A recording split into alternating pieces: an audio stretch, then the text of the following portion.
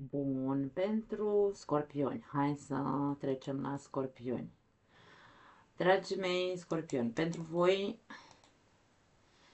pentru cei care aveți scorpionul pe casa întâi sau ascendent scorpion, dacă nu vă cunoașteți ora nașterii și sunteți născuți în zodia scorpionului, nu garantez să se potrivească ceea ce spun foarte tare. Poate rezona ceva cu voi, însă nu în totalitate.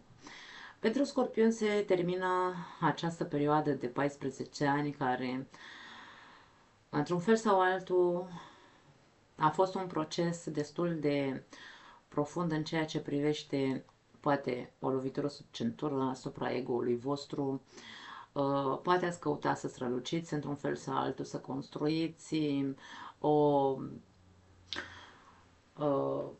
să creați ceva, un nou eu pentru voi, însă toată presiunea a fost pe ego-ul vostru într-un fel sau altul. Ați căutat să fiți valorați, să fiți apreciați, ați căutat să fiți într-un fel sau altul văzuți. Da. Cu toate planetele în casa a cincea, vi s-a cerut autenticitate. Acum, dacă tu te-ai îmbătat cu apă rece în ceea ce te privește, poate te-ai ridicat în slăvi prea mult, ai avut păreri extraordinare despre tine, că ești o persoană, nu știu, poate unii dintre voi ați făcut un proces spiritual, într-adevăr. V-ați reconstruit într-un fel sau altul o nouă, v-ați recreat din nou. Unii dintre voi foarte ok, pe pozitiv, sunteți ok, intrați într-o nouă etapă benefică din punct de vedere al jobului, de exemplu, cu noi uh, cu o nouă rutină în viața voastră. Aici se pornește o cale pozitivă pentru cei care, într-adevăr, ați făcut aici o muncă interioară și nu v-ați privit doar uh, buricul vostru cum ar veni, da? Însă, pentru cei care v-ați îmbătat cu apă rece aici și v-ați pierdut, poate ego-ul vostru v-a manipulat într-un fel sau altul sau v-a spus tu ești cel mai tare, tu ești cel mai cel, aici avem o mare problemă. Da. Pentru că e casa autenticității, e casa valorii, valorării. M-am valorat cu adevărat sau m-am valorat doar din ego? Ați fost cu adevărat autentici? Sau ați pierdut în relații, inclusiv relații superficiale, pentru că casa 5 are legătură cu relațiile superficiale, v-ați narcotizat cu acea imagine arogantă față de voi înșivă? Aici avem o mare problemă pentru voi, cei care nu ați făcut acest proces sănătos, să zicem. Acum, toate aceste planete se mută, bineînțeles, în casa a șasea. Casa a șasea, unde vi se cere un nou proces. Vi se cere să vă schimbați modul în care vă vedeați pe voi până acum, să vă schimbați stilul de viață, să învățați o anumită disciplină sau să fiți mai disciplinați, să fiți mai atenți la reacțiile voastre, să fiți mai atenți la detalii, la cei din jurul vostru. Casa 6 e casa serviciilor. Să fiți mai atenți cum veniți în serviciul celuilalt. Pentru că atunci când eu mă narcotizez din ego, că eu sunt cel mai tare și privesc doar buricul meu, automat mă comport cu ceilalți într-un mod arogant. Berbecul pe casa 6 poate fi foarte arogant, poate fi foarte... da. Așadar, disciplină vi se cere, o, să învățați disciplina și modul în care vă gestionați timpul. Să nu vă mai pierdeți timpul privindu-vă doar pe voi, ci să încercați să fiți serviciali într-un mod în care să fie benefic într-un fel sau altul. De ce spun benefic? Benefic, în primul rând, pentru voi. Casa 6, casa sănătății. Atenție! tot ceea ce nu am făcut bine pentru noi, cu tot cu ceea ce ne-am narcotizat, privindu-ne buricul propriu, și nu ne-am asumat niciun fel de responsabilitate asupra comportamentului nostru egoic sau arogant, aici se somatizează în casa 6-a. Pot veni probleme de sănătate. Nu cred că îți dorești ca în următorii 14 ani să stai într-o continuă vizită la medic, pentru că nu o să știi ce se întâmplă cu tine, de ce ai simptomele care le ai. Saturn intrând în casa 6-a e ca și cum te pune față în față cu obiceiurile tale nesănătoase, cu comportamentul tău nesănătos, cu obsesia, dacă există obsesie pe detaliu, dacă ești o persoană foarte critică, aici următorii 14 ani vor fi destul de chinuitori, pentru că Saturn îți va arăta toate aceste fațete care de fapt îți facă rău ție. Da? Deci e despre tine, îți fac rău ție, își fac rău celorlalți. Pentru că poți să fii destul de egoist aici. Nu mai fac, Doamne, nimic pentru nimeni, pentru că nimeni n-a făcut nimic pentru mine. Da? Mare atenție aici, plecăm dintr-o zonă de ego într-o zonă cu o energie de egoism, berbecul, da? Pe partea negativă, bineînțeles. Chiron. Chiron se află aici deja, în casa 6 la tine. În tranzit, Chiron în casa 6, ce face este să te provoacă să-ți revizuiești aproximativ de 2 ani, 2 ani jumate, simptomele fizice, prin care corpul tău îți atrage atenția sau ți-a atras atenția și o va mai face încă 2 ani de acum înainte, că poate faci mai mult decât ar trebui, într-un fel sau altul, sau nu faci nimic. Nici pentru tine, nici pentru corpul tău, nici pentru sănătatea ta, nici pentru ceilalți. E ca și cum revizuiește. Ai momente în care ești hipocondru. Atenție, pentru că aici Chiron poate să vadă ca și cum să vezi boli unde nu există. Suferi. Ai o durere, ai o suferință. Pentru că, din punctul tău de vedere, nimic din ceea ce tu faci sau din ceea ce tu ai făcut nu este, într-un fel sau altul, n-a fost niciodată validat, nu este niciodată, să zicem, suficient, pare că nu e suficient. Ai o rană pe partea asta. De ce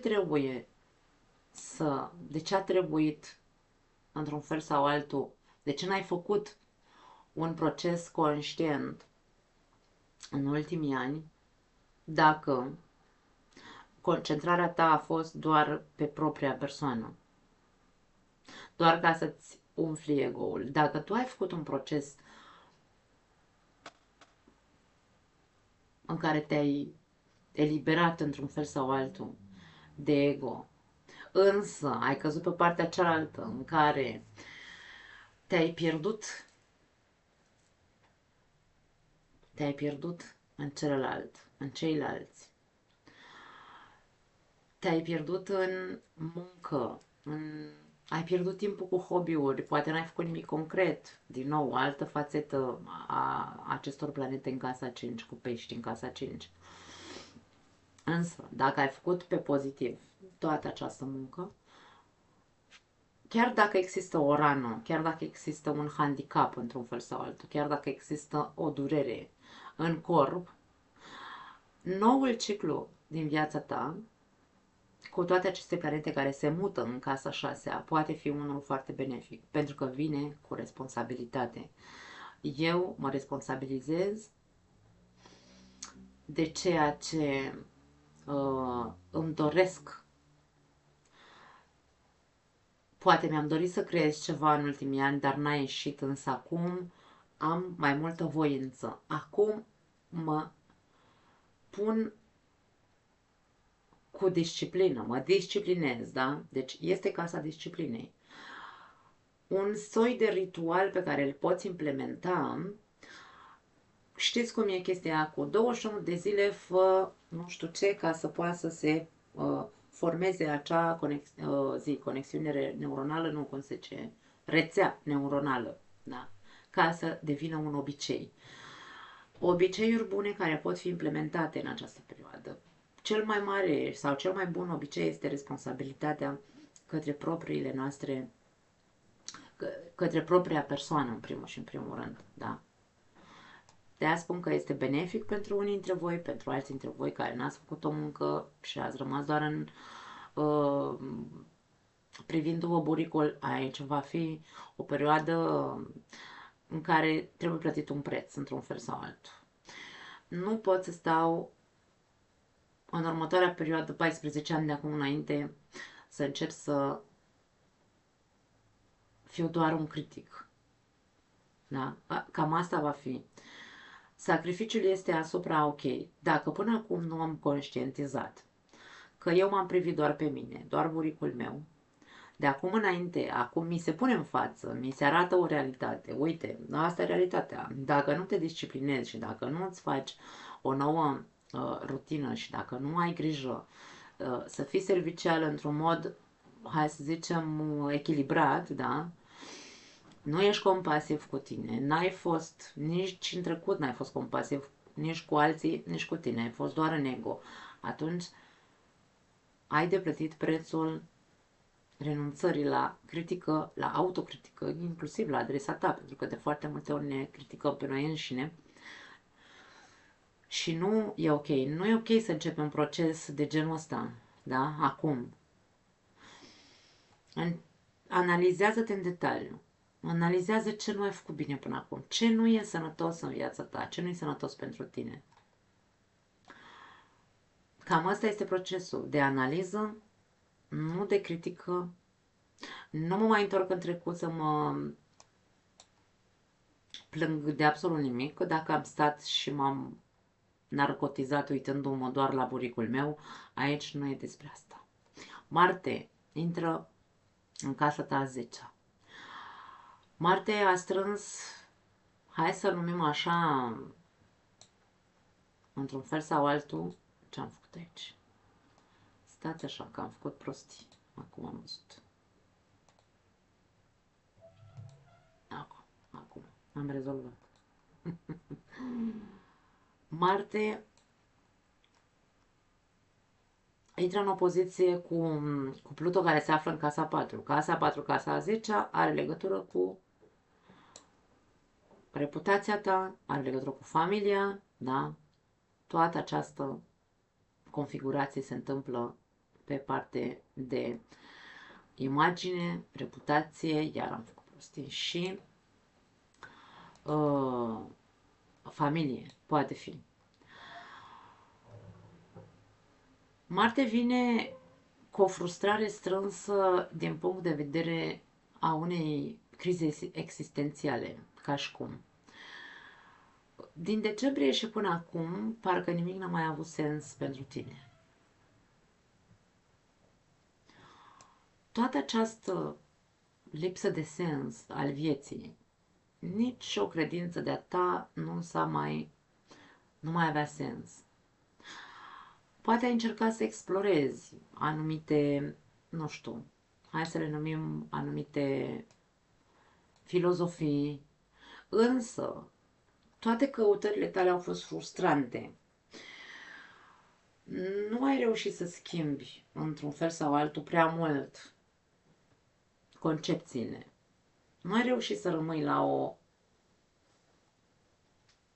singură filozofie și vii cumva frustrat. E ca și cum am căutat răspunsuri, nimic nu mi-a rezolvat această criză existențială pe care am simțit-o în ultima perioadă. Acum, Marte, plin de aceste frustrări existențiale, intră în această zonă care poate are legătură cu cariera pentru unii dintre voi, cu familia pentru alții dintre voi. Însă, chiar dacă simți o anume frustrare, sau tensiune și din punct de vedere al carierei, al jobului, și din punct de vedere al familiei, tatăl, în general, aș putea să spun aici. Dacă ai vreo problemă cu tatăl, ai grijă că e posibil să existe o tensiune până la sfârșitul lunii aprilie între voi, poate exista. Dar sunt niște lupte de putere, ca și cum fiecare dintre voi vrea să-și câștige o poziție și e vorba de, ok, dacă tatăl reprezintă în general o figură de autoritate, și tu vrei să fii o figură de autoritate pentru că probabil ai o vârstă. Aici, dacă te simți atacat sau dacă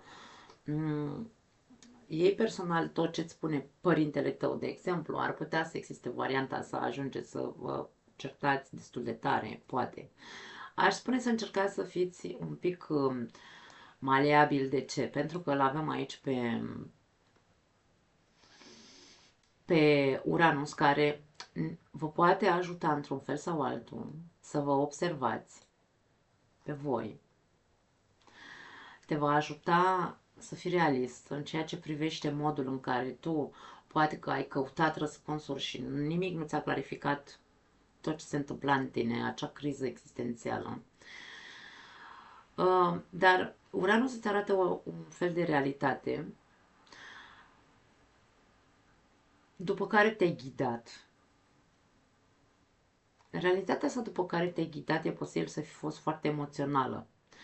Trecutul poate avea legătură cu ceea ce te-a frustrat, cu problemele existențiale pe care le-ai simțit în ultima perioadă. Însă, aici vorbim despre, ok, un an îți dă oportunitatea să fii realist, să privești povestea de undeva din afară și să zici, ok, stai puțin, că poate și eu până acum m-am ghidat după ceea ce am simțit. Nu am ascultat în stânga și în dreapta. Poate am căutat anumite răspunsuri undeva, însă nimic nu m-a satisfăcut. Mai ales dacă eu aici am trăit pierdut și narcotizat mulți ani, da? Fără să creez nimic nou în viața mea, de exemplu.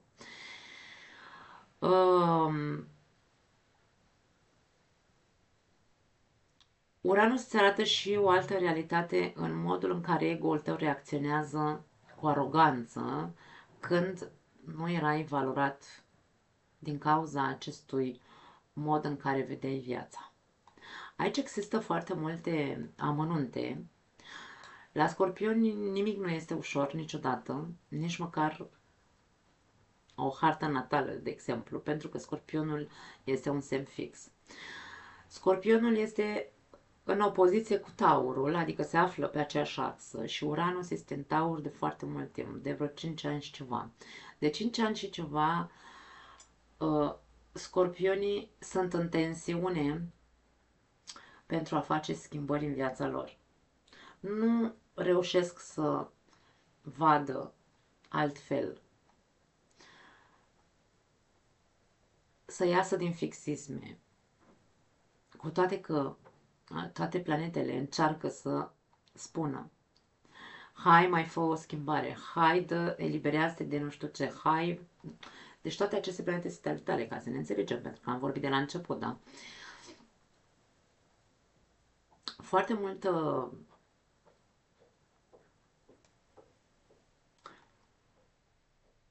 tensiune în viața scorpionilor este pentru că scorpionul este, hai să numim așa, guvernat de Pluto.